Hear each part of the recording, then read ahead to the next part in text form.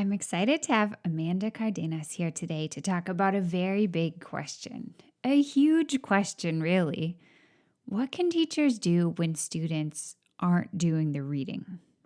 And is reading out loud the majority of our texts the answer? Spoiler alert, Amanda and I both can completely understand how this would seem like the answer, but in the long run, we don't think it is. Today, we're going to share a lot of ideas, and I'm hopeful that if you're feeling stuck in a situation where kids aren't reading and lessons aren't working, you'll find some helpful possibilities for shifts you can make right away. We're getting into approaching unit design with an inquiry lens rather than a text coverage lens, checking in with our students with open book Sesame Street quizzes, breaking up reading assignments in new ways, and planning the day-to-day of units without worrying about which exact pages students may have read the night before. It's a lot of exciting stuff, so let's dive in. Welcome to the Spark Creativity Teacher Podcast, a podcast for English teachers looking for more. More creativity, more engagement, more joy, and no more scripted curriculum, lesson planning ruts, or boring book lists. I'm Betsy Potash, and I'm honored you're trusting me to help. You're not alone on this creative journey anymore. Well, welcome to the show, Amanda. It is so great to have you back on the podcast. Hi, Betsy. Hi, everyone. I'm so happy to be back. Thank you for having me. My pleasure. I was just thinking about how the last time we chatted, it was in the middle of a worldwide pandemic, and it's just really nice to be back under different circumstances. Was it really? I feel like I've blacked out a lot of those memories, or like the timeline is very foggy for me. I know. It's like, yeah, just this loop, this black hole in the back of my mind. Yes. Yes. Happy to be on the other side. Yeah, indeed. So today we're diving into an issue that I'm really excited to talk about because I feel like it's something that's on a lot of teachers' minds. I'm seeing it like all over in conversations with colleagues, and that is this question of what to do if you feel like your students won't read an assigned text at home. Because I think as English teachers, there's kind of this pattern. You assign some reading and then you do things with it. And then you assign some reading and then you do Mhm. some things with it. And it's like, what do you do when that cycle is broken? So let's lay a little groundwork on this. Why is this coming to such a head right now in our community? I wish I had a fundamental answer. I think that there are a lot of reasons, and I can just sense. So, for those listeners who don't know a lot about my work, I am a 13-year veteran English teacher. I am recently doing more PD. I've left the classroom for a little while, so I've kind of been on both sides, I guess you could Yeah. say. And I know that when I was in the classroom and like kind of those last, I'd say like those last 5 to 6 years, I noticed an uptick in this. In the beginning, I- it was unheard of to spend entire weeks inside reading aloud if you had a novel and students weren't reading. That strategy didn't really seem to be something that teachers did, and now that I think we're getting a little bit more into these recent years, I'm seeing that it's almost like a panic move, right? Kids aren't reading, and we feel like this really crushing need to solve it as expeditiously as possible and to make sure that things are covered. And I think that it's really well intentioned that we want students to experience text. And I feel like that's kind of one of the responses that I've noticed a lot in teachers when they're afraid that students haven't actually done that. Yeah. Yeah. I mean, it makes sense, right? We're thinking, okay, we can't get the kids to read at home. We'll make sure that we cover it all in class. We'll read it out Mhm. loud. It's good for kids to hear strong readers read out loud. And yet, Yes. that comes at like this incredible cost. If we're reading the entire text out loud in class, we're losing all that time to do other things. And even though it might feel like maybe this is an equity move and we're just making sure everyone gets to cover their bases, I think that can be a trap. 100%, because we've forgotten that there are two really important things that are finite in our experience, right? time. Yeah. I want to say time and time, but I mean time in our class periods, time in the calendar, and the attention span of our kids. Yeah. We're not going to get any more of that back. We're not going to get any of that in return somewhere else. So when we choose what to teach every single day, that is taking a spot of something else. Yeah. And for the most part, like, okay, that's exactly what lesson planning is. We are putting things in their place. But I think when we're reacting to student behaviors with these kinds of practices, we just need a minute to step back and think about what is that cost, and what am I, if I'm going to be reading aloud 2 chapters during a class period, what is that benefit and what is the cost of what's being lost that day? Yeah. Yeah, let's walk through a scenario here. Let's say I've moved into a school, I'm new. I'm teaching 10th grade English, and I assign the first 3 chapters of The Great Gatsby, and I come in and I've got this amazing discussion-based lesson plan ready, and I roll out my first question and it's just like crickets. it's it's so obvious that 2 kids in the class have read the text and everyone else is sort of looking here, there, and everywhere. Like, what's the first step as we sort of move back from the immediate sort of, I feel like I'm going to throw up feeling that any teacher would have in this situation because it's really hard? What can we pivot if we find that kids aren't reading? I mean, first of all, like, raise your hand Yeah, we've all been there. if you can feel like, just you saying that out loud was giving me, like, I was having flashbacks of some really horrible experiences. And I can Yeah. tell you what I did in the moment before I was able to roll it back was I would get angry. Yeah. Actually, I can Yeah. remember, and I was never like the kind of anger that felt good. It was like I was mad, and then I wouldn't yell, but I would kind of take it out on the kids, or I would give them some kind of lecture about how they need to do this and they need to do that, and I gave you a reading calendar, and I did all of these things. How come you can't fulfill your end of the bargain? And I am Right. absolutely guilty of giving that speech, and I feel like that's what I did, is I gave that speech.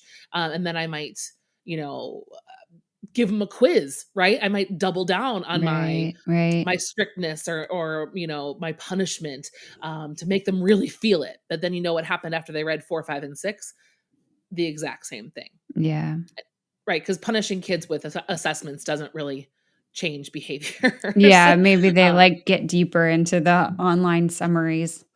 yeah, and I think that the question really becomes, at the end of the day, is what was the reading for? What was your discussion going to be about? And can we have that discussion if we're stuck in this in the moment? Mhm. Is the discussion completely text dependent, or is the discussion text dependent plus? Are there really, like, deeply universal thematic things that are part of what you want to get out? Because if we really sit for a minute and think about why we choose texts, I'm hoping that it's not because of the plot. Yeah. We I don't need think to we should. memorize page 17. Yeah, I'm Yeah. hoping that that's not, and the Yeah, plot might yeah. be incredibly powerful, and we might really like the way that the plot's arranged, or the way that a character's introduced in a certain order, or things like that. But I guarantee for most of us, when we unit plan and we pick texts that go with our units, it's for these big universal ideas. And there's something in our, maybe it's our undergrad, or maybe it's something it's just unspoken. I think a lot of us also feel like there's this allotment of time where we must make sure kids understand what happened in order to then talk about those big picture things. Like that conversation about the American dream is not possible unless you've read verbatim chapters 1 through 3. And so I think that's a misnomer. I don't think that's true. I think that absolutely kids can have a conversation about the American dream with a broken understanding of chapters 1 through 3, that we can work on as we talk about the American dream, and as we talk about the broken characters of 1 through 3. But we feel very, very intensely, and again, I don't know where it comes from, because I've felt this feeling too, is that if kids don't get the plot, how can they get the next step? And I don't know, Betsy, but that to me is like a pretty good reason to panic and start doing read alouds. Yeah. Yeah, I can remember assigning really difficult texts that I had to assign at times when I felt like the students really weren't getting it and they were maybe trying to read or they weren't reading, and then every day I was trying to cover the plot Yeah. because I just didn't think there was any hope that my, like, 13-year-olds came in with a complete understanding of what had happened in the Odyssey the night before, or my Mhm. 14-year-olds really got Dante's Inferno. And so I was sort of like, Sure. "Let me just catch you up, like, let me just, this is what was happening," and they are kind of, like, looking at me. And in fact, we could have been having conversations around specific moments in the text, specific connections between the themes that were happening there and the themes that were happening in our previous book, or the short story that we were also reading, or the poem that I was rolling out that day in class, Mhm. Mhm. that maybe didn't require them to have done a specific chunk of reading every single night. And this is one of the strategies that you talk about that I love, where you change the way that you assign reading. Can we go Mhm. get into that a little bit?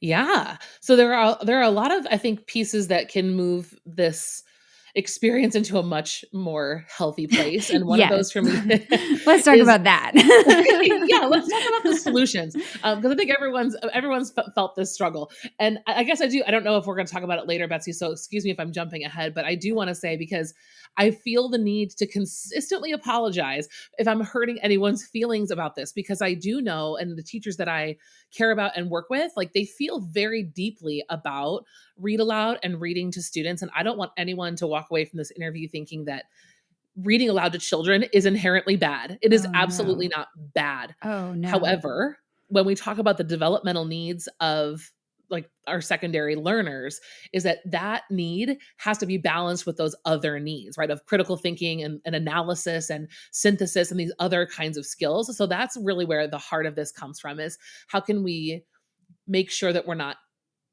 getting to those things. Yeah. So one of the strategies that I've employed is by actually assigning much larger chunks of reading. The chapter by chapter expectations is kind of setting you up for exactly that scenario that you described at the beginning of this episode. If your expectation is read chapters 1 through 3, and then our lesson is on chapters 1 through 3, you will struggle. Yeah. We've proven that. So I'd say a great example for me, in my experience, has been assigning, with high school students, I can assign approximately somewhere between 80 and 120 pages a week. So on my schedule, I like to assign reading Monday to Monday.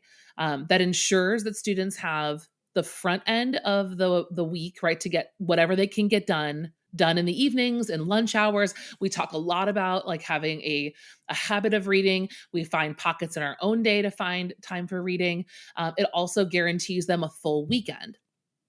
And then, so after they've read as much as they can, again, like, also the attitude around this is really important, because I'm trying to model not only habits of reading, but the lifestyle of a reader. And I don't set it up around the punishments. I don't set it up around the quiz. I don't set it up around the ways in which they will be shamed when they do not fulfill my expectations. Mm.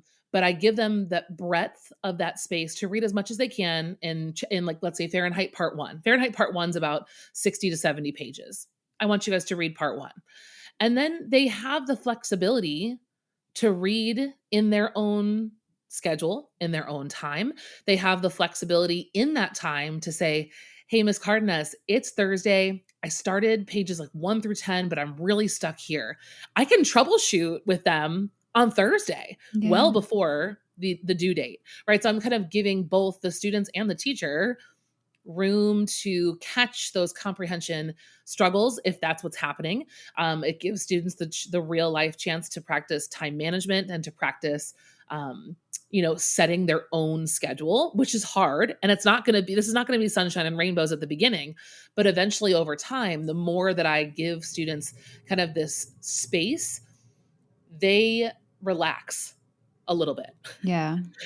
Their shoulders kind of come down. They know what they have to do. They know that they're being trusted. I use the word trusted very loosely. I give them the illusion of trust, right? I don't trust teenagers. No, I'm just teasing. But they feel more like adults in this scenario, and they feel more respected in that they get to determine what works for them. But they also learn to respect, like, okay, but this class is learning about this thing at this time. We are having this collective experience. And so I need you to respect that about my schedule. So we're meeting more halfway rather than 90% teacher, 10% student, right? Does that make sense? Yeah. Yeah, no, I mean, I really like that. It gives them so much more flexibility to honor what their real life is doing. Mhm. And it's also like, it's the way I want to be treated in pretty much every aspect of my life. If I have something that needs to Yeah, happen, I want somebody to roll it over to me and say, like, hey, can you do this? Not like, hey, can you do this for 4 minutes tonight and 4 minutes tomorrow and you know what I mean? Like, I don't want to be micromanaged. And I think for kids as teenagers to be learning how to manage themselves is yes. just like another great skill that's being integrated then while giving them more flexibility. And over time, like as you get to know your students, some of your students might ask for a more micromanaged schedule. They might say, "This is too much time for me to figure out what I can do. Can you give me smaller goals?" Sometimes this is case managers love this. Every time I've always worked with, like kind of a 50% IEP Mhm. class and then 50% gen ed. And a lot of times my caseworkers will really love this flexibility because it gives them the chance to sit and actually, a lot of my students with IEPs have goals related to this. And they can sit down with their caseworkers and they can set their own schedules and they can see what works, see what didn't, and they make adjustments. It's very real world. I see it's even with my little kids, my own human children that belong to me. And they're young, they're 4 and 5, 4 and 6, however old they are. And I know that my son, especially, he's like me. He has ADHD. We both have ADHD.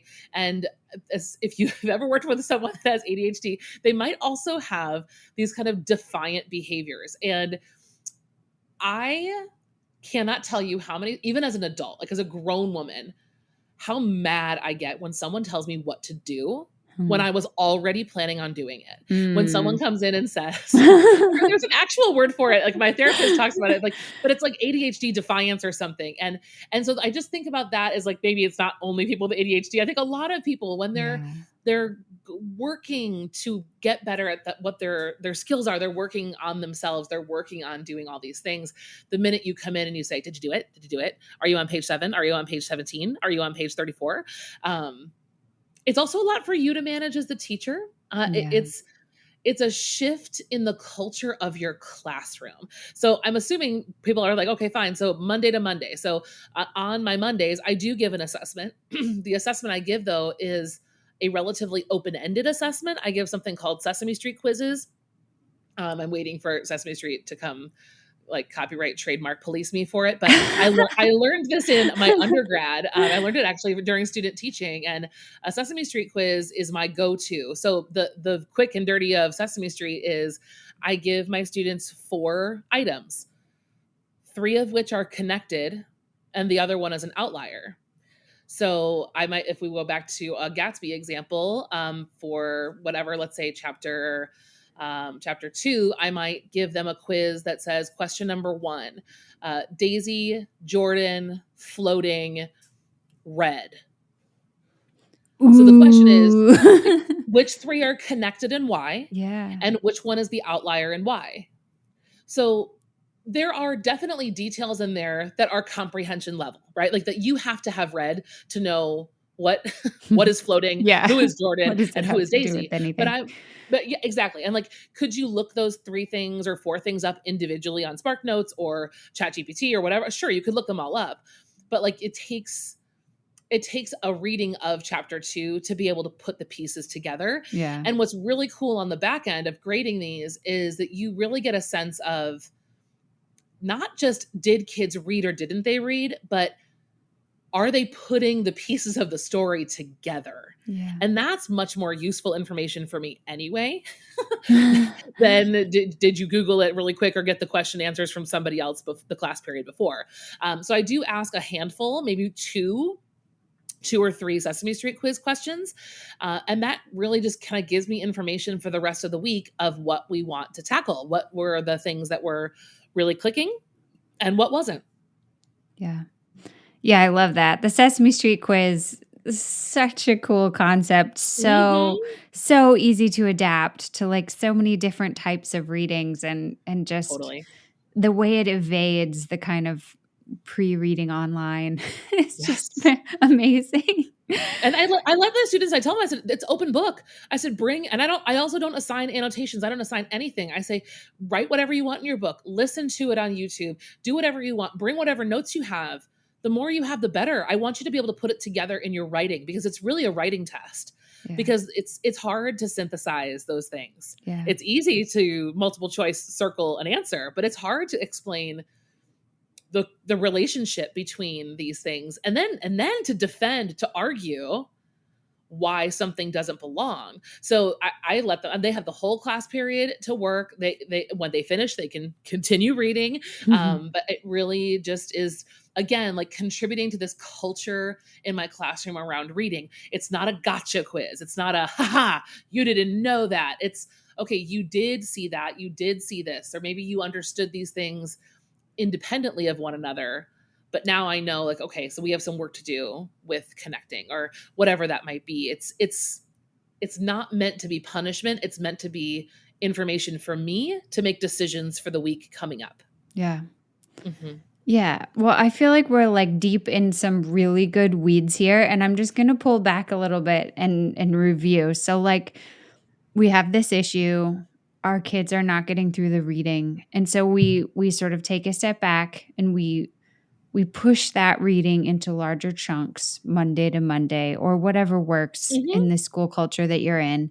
And you give them more time. And for kids who need it, you can model kind of this is how I might break it up. This is how it might work with your life if you have sports practice every day and games on the weekend. And this is how it might work if you have study hall on Tuesdays and Thursdays or whatever. You can do some modeling and then you're letting them have some real independence. And then maybe once a week you're checking in with their reading with something like a Sesame Street quiz. It can be a Sesame Street quiz because that sounds amazing, or it can be some other kind of check-in that Sure. you do that doesn't feel like a gotcha quiz. And then on the in-between days, you could be doing tons of different things. You could be doing writing and choice reading and poetry days and first chapter Fridays and short stories and other things that connect to the reading. But you can be working on that reading, even if you don't know exactly what page your kids are on. And I know you have described some, wonderful lessons that you do with kids in these in-between days, even if you don't know the exact page that you're on. Can we kind of get into those as sort of a last key puzzle piece here in this conversation? Of course. And we didn't really start here, but the place that for me all of this begins is my units are not tech centered. Yeah. So this is another kind of, but again, like Betsy and I are describing a lot of mindset shifts that I think do take baby steps, right? They take baby steps. I think that this is the process I went through too with choice reading. That for me was kind of a, kids are going to choose their what? So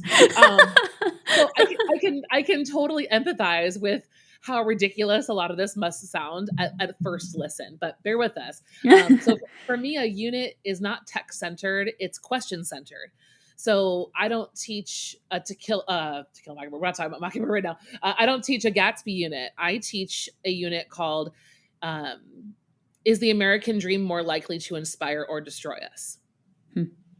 And that is the premise of the unit that features The Great Gatsby. Yeah. But the goal of that unit is to answer that question.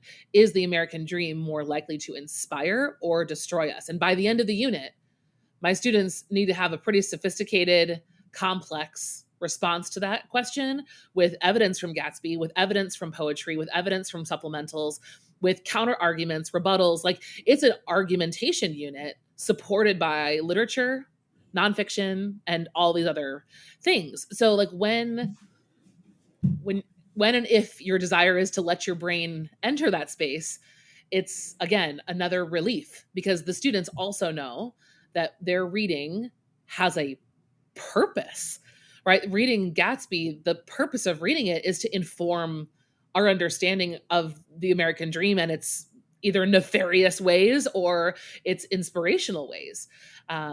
So for me during the week, then my goal is to provide lessons that connect to that essential question. So that's where I'm going to come back to your question, Betsy, is Yeah. when I know the trajectory of that question, I can kind of see, all right, well, in these chapters, we've addressed, the excessive wealth and privilege of this class of people.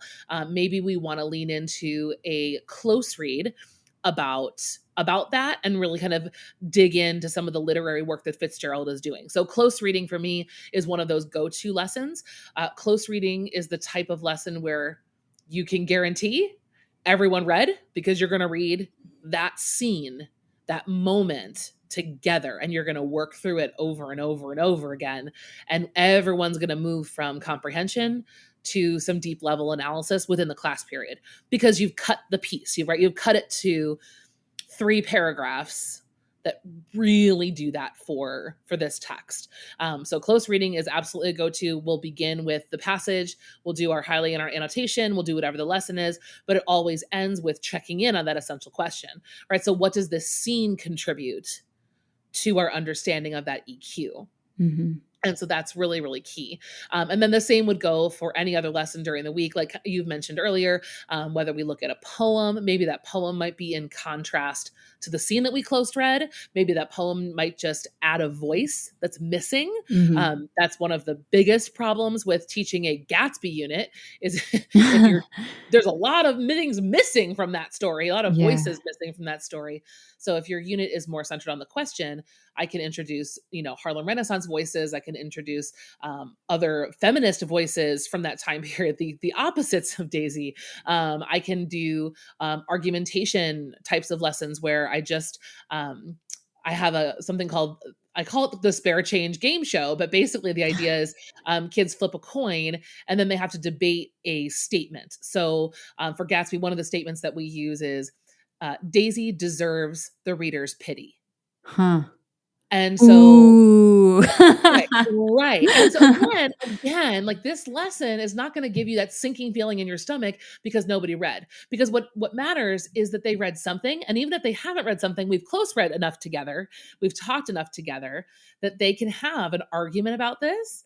And secretly, but not so secretly for us, these kinds of lessons make a lot of those kids who are on the fence want to be part of what's going on, and they want to catch up, they want to be part of those lessons. And I get more kids reading the deeper we go into the unit. So those are some of my favorite things to do, is just really keep things fresh and moving. And whenever I want to depend on the story, I'm going to put it in front of them. I'm going to cut it, paste it, put it on a handout. We're going to read the piece we're talking about, and either close read it or discuss it or whatever we're doing. But that's really helped me. Yeah. Yeah. Oh, no, I just love that. That there are kind of two balls spinning all the time. There's the effort and the modeling and the building of the culture of reading that's happening around these larger scale reading assignments. And then there's the design of a unit that can function in its beautiful small pieces that all Mhm. relate to each other, but don't rely on the fact that, all 33 kids were able to sit down with a certain set of pages of text the night before, because it is just so hard to make that happen. It is, and we can troubleshoot that, right? Like, I think that the other trap that I don't know if you've ever fallen into this or you can recall this feeling, but sometimes when we go back to that scenario from the very beginning, that Right. feeling of nobody read Yeah. is usually not right. What I've found is that most of my kids tried or attempted or got through some of it, Mhm. but then weren't able to produce enough of what I wanted. So then, like, so much of my class then falls into this category of disappointment. And I am, since I've kind of flipped the script a little bit, I'm giving kids more of the benefit of the doubt, and they've shown up for that.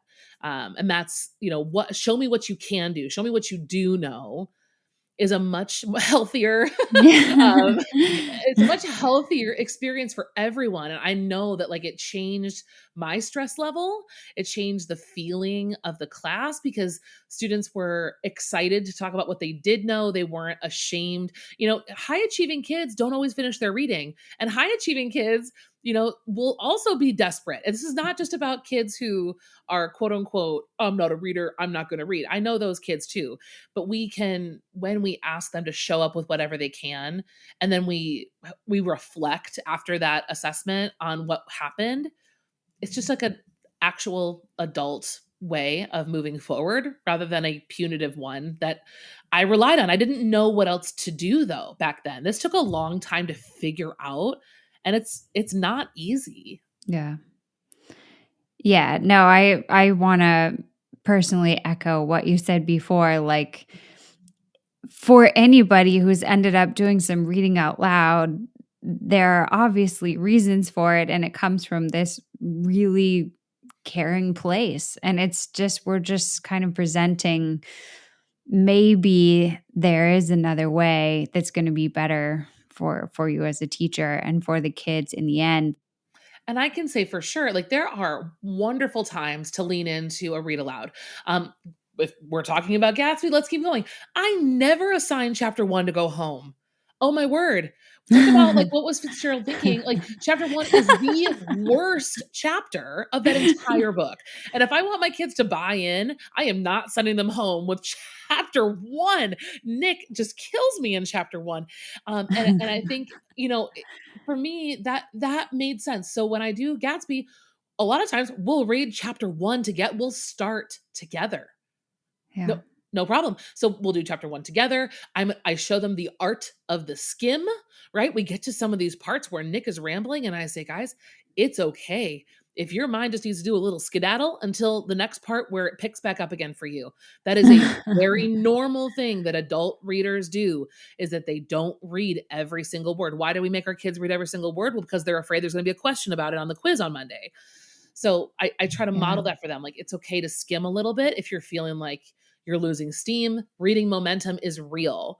I listen to my audiobooks at 1.75. Like, I can say, right, you need to keep moving sometimes. And even when I'm reading a great book, even sometimes I zone out. So I think that reading aloud intentionally with a purpose. So like when we do chapter 1, we have something called an evidence tracker out in front of us.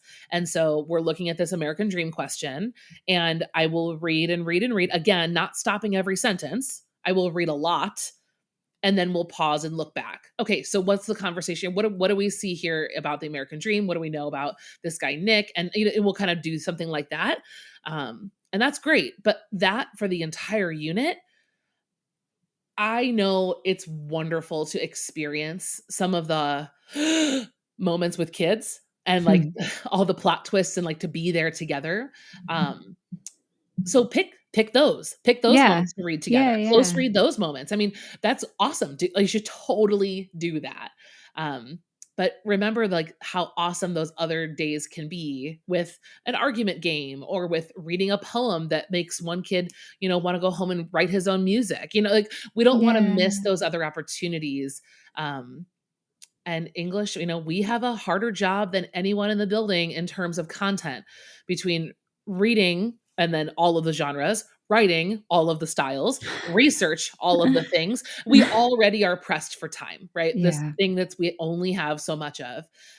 So I would encourage you to do read alouds, but I would just be more selective about when those happen. Oh, Gatsby's funeral, we definitely read together. Right? Like, Yeah. so pick your moments, pick your scenes. Is it a close read? Is it a whole read aloud? There's lots of choices, but make the choice. Don't fall into the trap feeling like that's what you have to do. No one said you have to do that. No one said it. That's right. I feel like that's a perfect place to end. That was so well said, Amanda. Well, thank you. I hope it's encouraging. Thank you so much for coming on and tackling this, pretty like hard conversation. I think this is a big issue in the discipline, and it's just very interesting to think about it from many angles. So thank you for being here. Oh, thank you for having me. Now, I know everybody's going to want to go and learn more about inquiry based units and Sesame Street quizzes and hear more of your wonderful energy. Where should they go? I think the best place to reach out would be on Instagram. I am on Instagram at Mud and Ink Teaching, and then from there you can click through. You can find my website and all those kinds of things. And I also have a podcast. Betsy and I are podcast pals. I talk about this quite a bit on the Brave New Teaching podcast with my co-host Marie Morris of the Caffeinated Classroom. Excellent. Love that podcast. So glad it's We out there love in the yours world. too. We love yours too. Thank you, Amanda. Thank you, Betsy. Thanks so much for joining Amanda and me today to talk about these very big questions. I hope you're feeling hopeful that one of these new possibilities might take some pressure off you, remove that sense of mandatory daily coverage, and leave you feeling freer to read aloud when you really want to, and not because you feel like you have to. Until next time, take care of yourself and stay creative.